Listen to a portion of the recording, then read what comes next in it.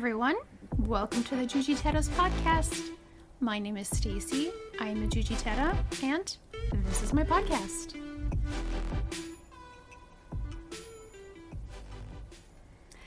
Hi everyone and welcome back. Welcome back to the podcast. I am so happy to be back with you for season 3.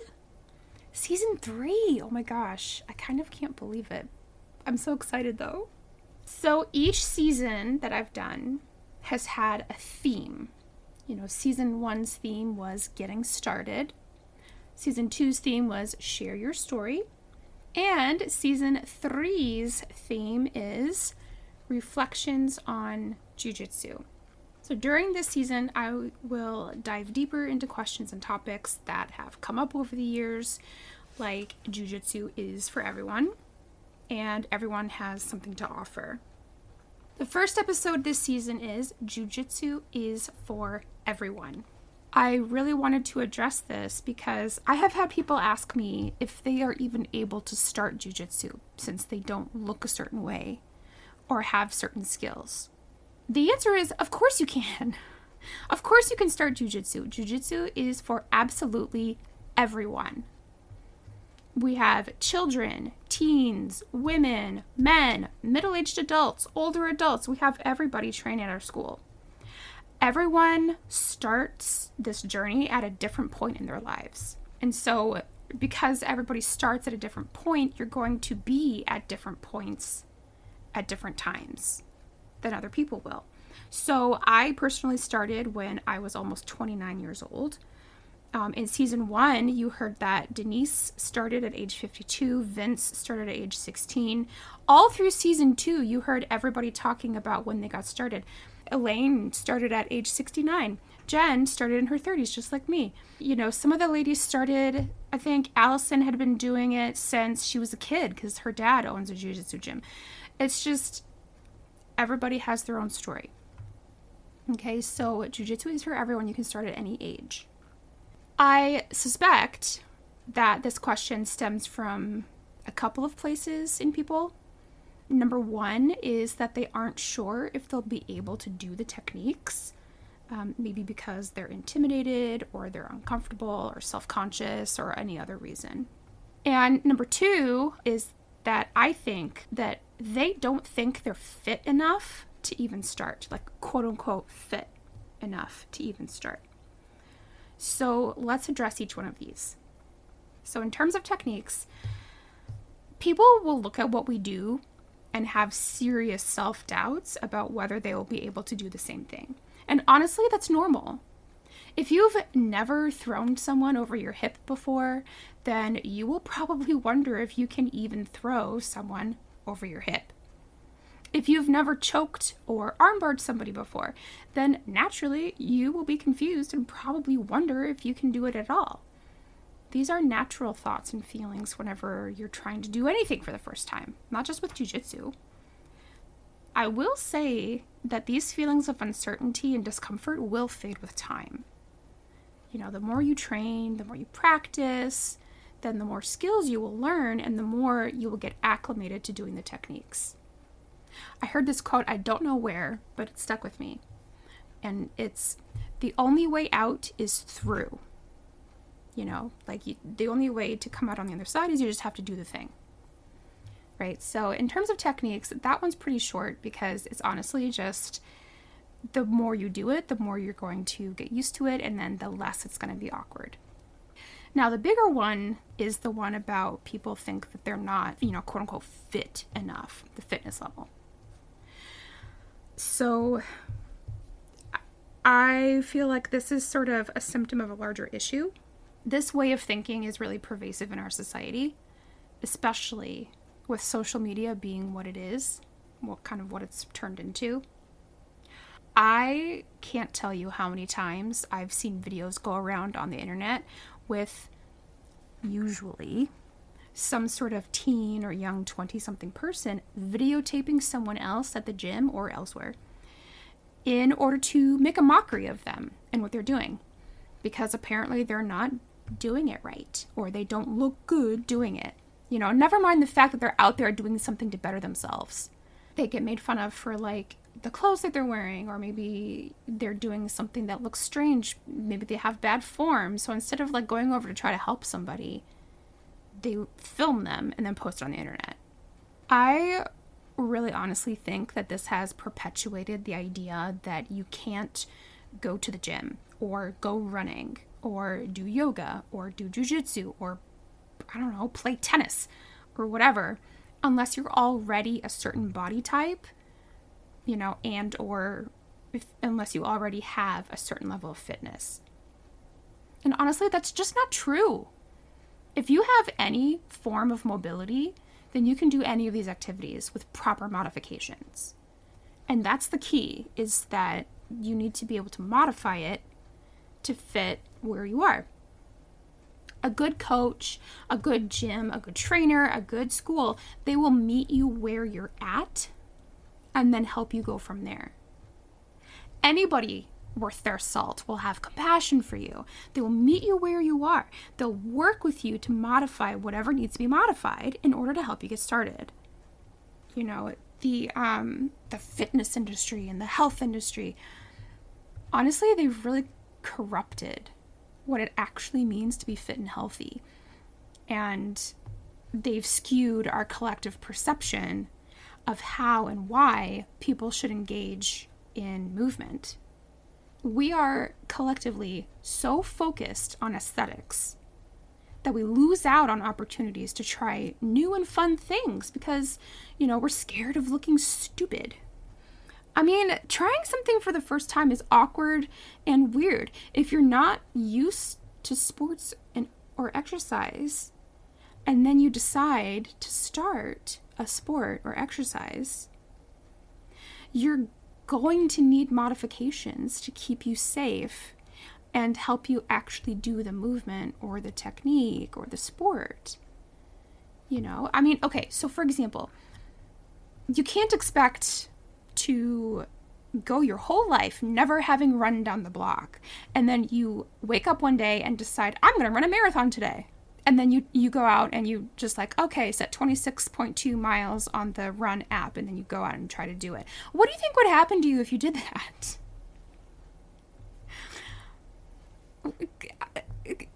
Come on. Or let's say that you've never picked up a tennis racket before, but then one day you decide you are going to play against Serena Williams. What do you think is going to happen?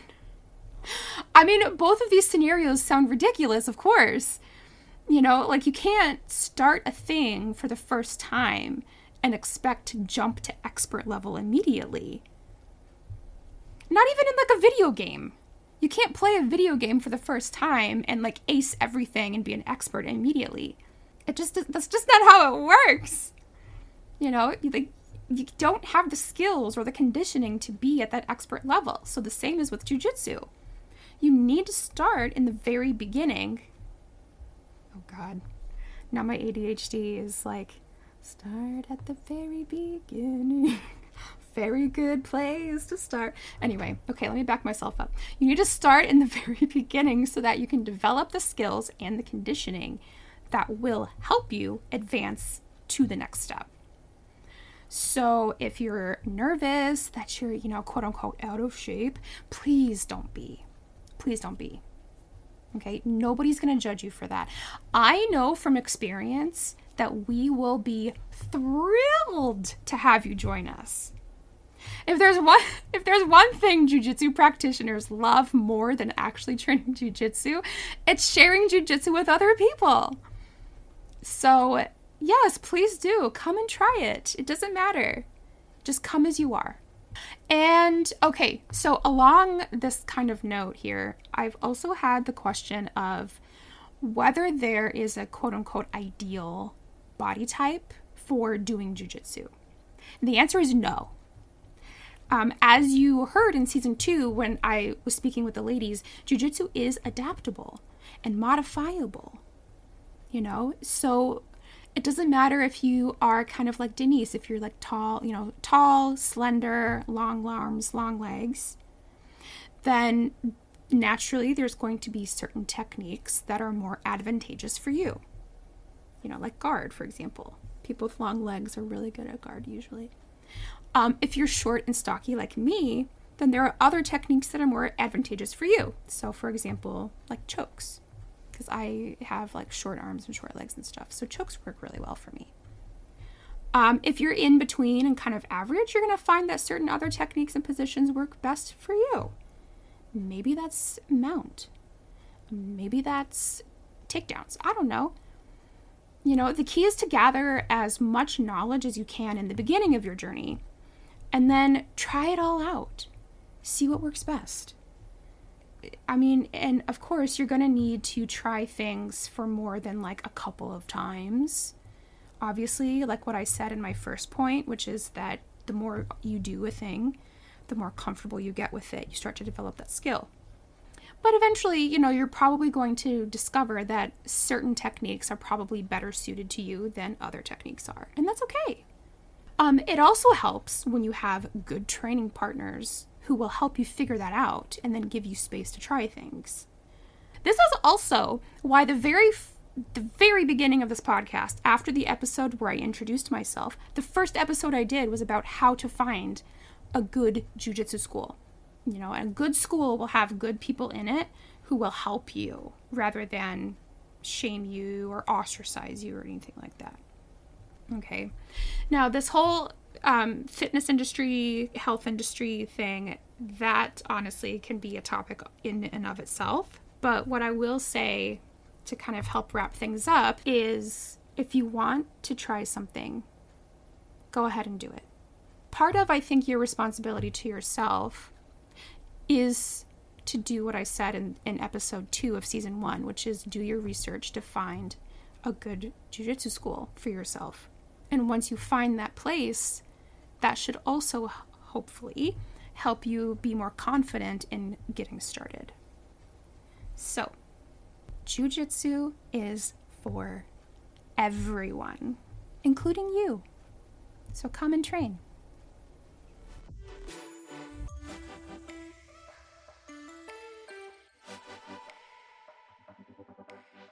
Okay, now this is the part where I tell you about all the different things that I have going on, where you can find me, and those kinds of things. Now, I have been trying out something different, I think, each season. So season 1, I had this like pre-recorded outro that I did. And then season 2, I changed up the outro and I had this pre-recorded outro. And season 3, I don't know if I want to put the outro on. So I think season 3, I'm just going to try something a little bit different and we will see how that goes. So where can you find me? Instagram. Really. That's the best place to find me is on my Instagram. I have 2. I have my Instagram for the podcast, naturally, which is Jiu Jitsu's podcast. I also have my Instagram for myself as an athlete, which is just at Jiu Jitsu. So come find me over there. I do post a lot of podcast stuff. I kind of go in these like cycles where I'm just like, oh yeah, I need to post stuff. And then I kind of post a bunch of stuff in a row. And then I kind of forget to post stuff, usually unless it's podcast stuff. So, I mean, I'm still over there. Like, come and DM me or something, guys. Listen, I'm trying, okay? I am my own social media manager. Like, it's literally just me. It's just me doing all of the things, okay? So sometimes, life gets busy. Life gets busy, and I'm just like, I don't know what to say. And then, yeah. But I'm still there, okay? I'm still, like, lurking around. My DMs are open. So come and say hi, like listener Claire did. Hi, Claire. Come and say hi. I would be thrilled to hear from you guys. So please do. I also have a Facebook page. Now, please understand the Facebook page is literally just a page. I cross-post everything that I put on Instagram. I also put on Facebook because I do realize that not everybody has Instagram or not everybody has Facebook. So I have both places.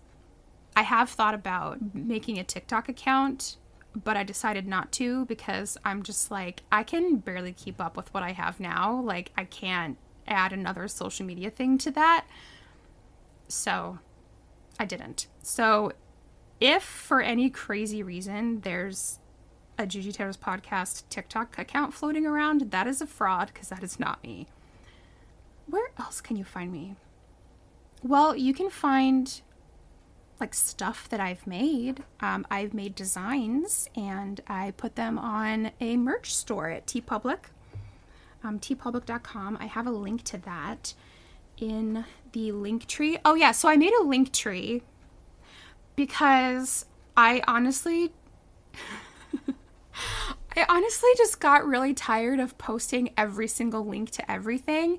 And then also I was starting to feel that my description boxes were getting really cluttered and I just didn't like it. So I made a link tree, because Linktree, if you're not familiar, Linktree is a website service where you can post multiple links to all sorts of different things in one place, right? So it's kind of like having a website, kind of, I guess. Anyway, so I'm going to put the Linktree link in the description box of every episode. And so links to the, Instagram accounts, email, Facebook page, merch. There's a Patreon. Oh, I didn't talk about that yet, but anyway, it's in there. Like all the stuff. The links for that are going to be in the link tree. So you can just go there and see what's in there and find me there. So, I was saying, I have a merch store. It's on teepublic.com. And really, the merch store got started because I wanted my logo on a t-shirt. I was just so excited. I was so excited. I was like, you know what? I'm really proud of what I've made. And I want my logo on a t-shirt. So I figured out how to do that. And now I have my logo on a t-shirt.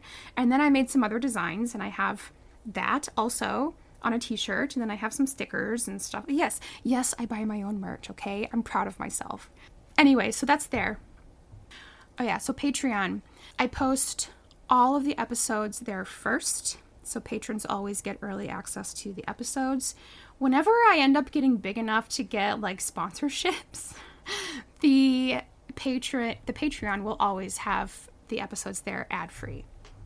Currently, I'm not big enough for any sponsorships, so everything is ad-free, but, a girl can dream. We'll see. But Patreon will always remain ad-free that way. I also have these little, spin-off series things that I have over there, like the mental health series, awkward things that happen, just other stuff. Oh, and I post polls and questions and stuff. I try to give my patrons a chance to participate kind of in the creation of the podcast. Also, okay, so I know I've been talking about this for a while now, but this is kind of exciting, and also if you didn't know about it, then I want you to know about it. So Patreon has this thing where you can actually join as like a free member. Like, you don't have to pay money to be a part of somebody's Patreon. Like, you can just get like the updates and whatever else they post for free members. The second thing that Patreon is doing now, that I don't know if they did this before, but I've just recently found out about it, is you don't actually have to join the Patreon to get some of the special content. So I have a couple of episodes out just for individual things. So you actually can just pay once and get access to that one thing. If that's really all you're interested in, then you can just access that. All right. I do believe that is everything I have to tell you about. I've told you all the places where to find me, all the things I have going on. I guess the last thing to say is just I'm really glad to be back. This is exciting. I'm glad to be talking about jiu-jitsu with you guys again. Taking the summer off was necessary. I have a full-time job. And I am doing this entire thing all by myself. So this is about as quickly as I can produce each episode. So thank you for your patience, and thank you for always sticking around with me, you guys. I really appreciate it. And thank you for always supporting the podcast. The absolute best way that you guys can support the podcast, honestly, is listening to it, sharing it with people, rating and reviewing. Please especially do ratings and reviews, because then that helps to bump it up further in the algorithm and share it across to other people who might be interested in this too. So, So there we go. All right. Thank you so much, you guys. I wish you guys to have a really great week and stay safe and be well, and I will see you next time. Bye.